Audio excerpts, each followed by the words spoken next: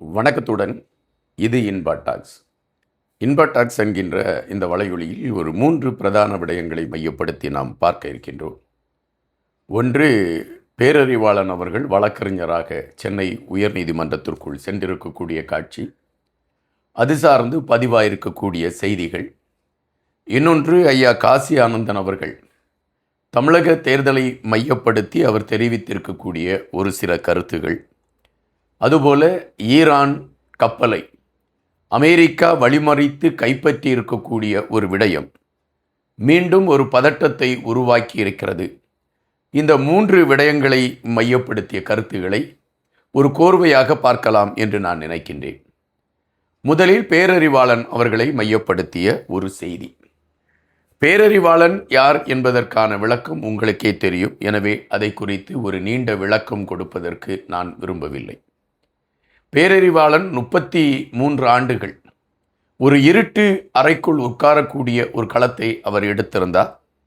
சட்டம் அவர் மீது அப்படி ஒரு திணிப்பை வைத்திருந்தது. அந்த சூழலில் எப்படியாவது வழக்கறிஞருக்கு படித்து விடலாம் என்கின்ற முயற்சியை எடுத்த பொழுது தொழில் சார்ந்த கல்வி கற்பதற்கு அனுமதி இல்லை என்று சிறை அறிவித்து விடுகிறது. எனவே பேரறிவாளன் தொழில் சார்ந்த கல்வி முறையை கற்காமல் மற்ற கல்வி முறைகளை கற்றிருந்தார்.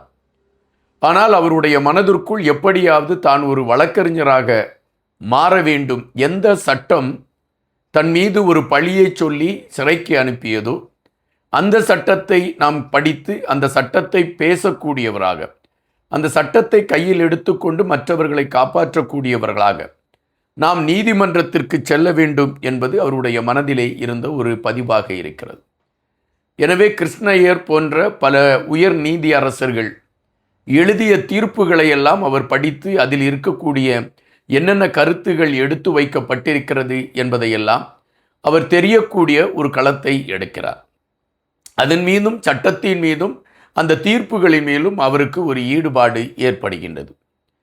அதன் பின்பு அவருக்கு மரண தண்டனை விதிக்கப்படுகிறது. பிறகு பல போராட்டங்களுக்கு இடையே அவர் விடுதலை செய்து வெளியே வரக்கூடிய ஒரு களம் அமைகின்றது.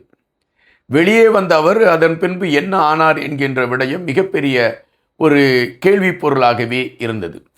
இந்த விடயத்தில் அவருக்கு சட்ட ரீதியாக வழக்கை எடுத்து போராடி கொண்டிருந்த வழக்கறிஞர் பிரபு என்பவர் கொடுத்த உந்தலின் காரணமாக பேரறிவாளன் அவர்கள் இப்பொழுது வழக்கறிஞராக படித்து முடித்து சென்னை உயர்நீதிமன்றத்தில் வழக்கறிஞராக அவர் சென்றிருக்கக்கூடிய காட்சி இணையதளங்களிலும் ஊடகங்களிலும் இன்று செய்திகளாக வந்திருக்கின்றன.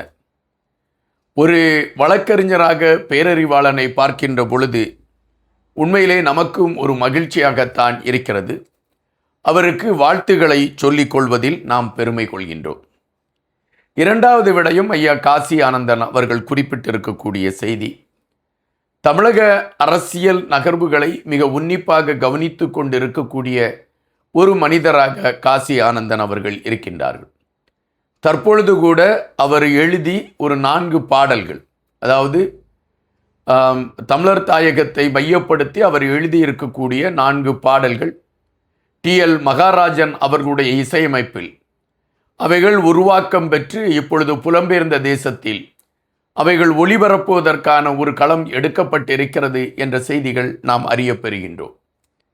தன்னுடைய வயதான காலத்தில் கூட தமிழ் மீதும் தமிழ் சார்ந்த விடயத்தின் மீதும் மிகப்பெரிய ஈர்ப்பை எடுத்து வைத்திருக்கக்கூடிய காசி ஆனந்தன் அவர்கள் தமிழக அரசியல் களத்தை மையப்படுத்திய ஒரு தேடல் அவர் மனதிலே இருக்கின்றது. அந்த தேடலை முன்னிலைப்படுத்தி அவர் சில விடயங்களை குறித்து பேசுகின்ற பொழுது குறிப்பிட்ட ஒரு செய்தி என்னவென்றால், தமிழகத்தில் ஒரு மாற்றத்திற்கான அரசியல் களம் உருவாக்கப்பட வேண்டும். அந்த மாற்றத்திற்கான அரசியல் களம் உருவாக்கப்பட்டால்தான் தமிழர் தாயகத்தில் சில மாற்றங்கள் நடைபெறுவதற்கான ஒரு களம் அமையும். எனவே இம்முறை விஜய் அவர்களுடைய கட்சி வெற்றி பெறுவதற்கான களம் அமைந்தால் அது மிகப்பெரிய மகிழ்ச்சியாக இருக்கும். கண்டிப்பாக விஜய் அவர்களை சந்தித்து நான் வாழ்த்து சொல்வதற்கு கூட தயாராக இருக்கிறேன் என்று சொல்லி இருக்கக்கூடிய ஒரு பதத்தை நம்மால் பார்க்க முடிகின்றது. இது காசி ஆனந்தன் அவர்களுடைய எண்ணமா என்கின்ற பொழுது பரவலாக தமிழர் தாயகத்தில் இருக்கக்கூடிய நிறைய தமிழ் சொந்தங்கள் விஜய் அவர்கள் வெற்றி பெற வேண்டும் என்று வாழ்த்துக்களை பகிர்ந்து கொண்டு தமிழர் தாயகத்திலே விஜய் அவர்களுக்கு பெரும் ஆதரவு இருக்கக்கூடிய களங்கள் இருக்கிறது என்கின்ற காணொளிகளும் நம்மால் பார்க்க முடிகின்றது. இது இரண்டாவது விடயத்தை மையப்படுத்திய செய்தி. மூன்றாவது, ஈரானுடைய எண்ணெய் கப்பலை அமெரிக்கா கைப்பற்றி இருக்கிறது என்கின்ற விடயம் அங்கு ஒரு பதட்ட நிலையை உருவாக்கி இருக்கிறது என்று சொல்கின்றார்கள். ஈரானின் எம்டி ஸ்ட்ரீப் என்கின்ற கப்பல் எண்ணெய் ஏற்றிக்கொண்டு வருகின்றது. இந்த எண்ணெய் கப்பலை யுஎஸ்எஸ் ரஃபேல் பெர்னாண்டோ என்கின்ற அமெரிக்காவின் போர்க்கப்பல் தடுத்து நிறுத்துகிறது. தடுத்து நிறுத்தி அந்த கப்பலை தங்கள் கைவசம் எடுப்பதற்கான முயற்சிகளை எடுத்திருக்கிறது. இது அங்கு பதிவாகி இருக்கக்கூடிய செயற்கைக்கோளில் காட்டப்பட்டிருக்கக்கூடிய அந்த பதிவுகளின் மூலம் அறியப்படுகின்றது.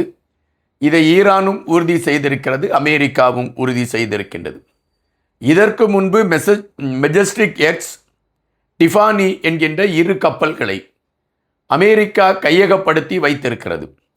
அதுவே ஈரானுக்கு பெரும் கோபமாக இருக்கக்கூடிய சூழலில் இப்பொழுது எம்டி ஸ்ட்ரீட் என்கின்ற இந்த கப்பலையும் அமெரிக்கா தன் கைவசம் எடுத்திருக்கக்கூடிய அந்த நிலைப்பாடு ஈரானை கொந்தளிக்க வைத்திருக்கிறது என்பதுதான் நிஜம்.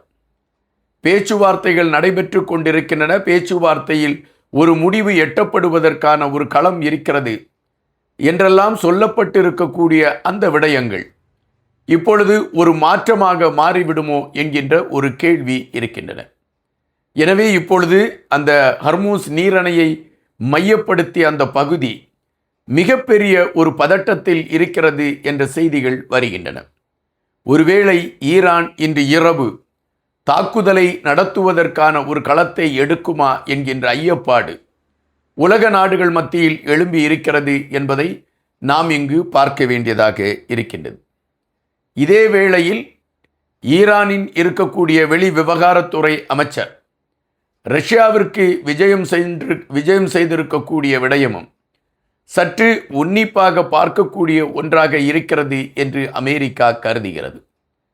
தற்பொழுது உள்ள சூழலை வைத்து பார்க்கின்ற பொழுது அமெரிக்காவிற்கும் ஈரானுக்கும் இடையே ஒரு இணக்கப்பாடு ஏற்படும் என்ற நம்பிக்கை வருகின்ற பொழுதெல்லாம் எங்கிருந்தோ சில கற்கள் எரியப்படுகின்றன.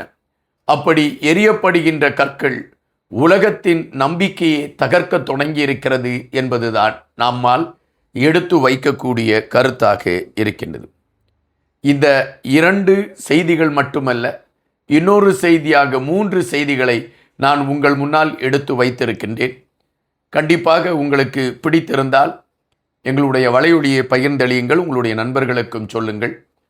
தொடர்ந்து நாம் சந்தித்து கொண்டே இருப்போம். நன்றியுடன் இன்பா.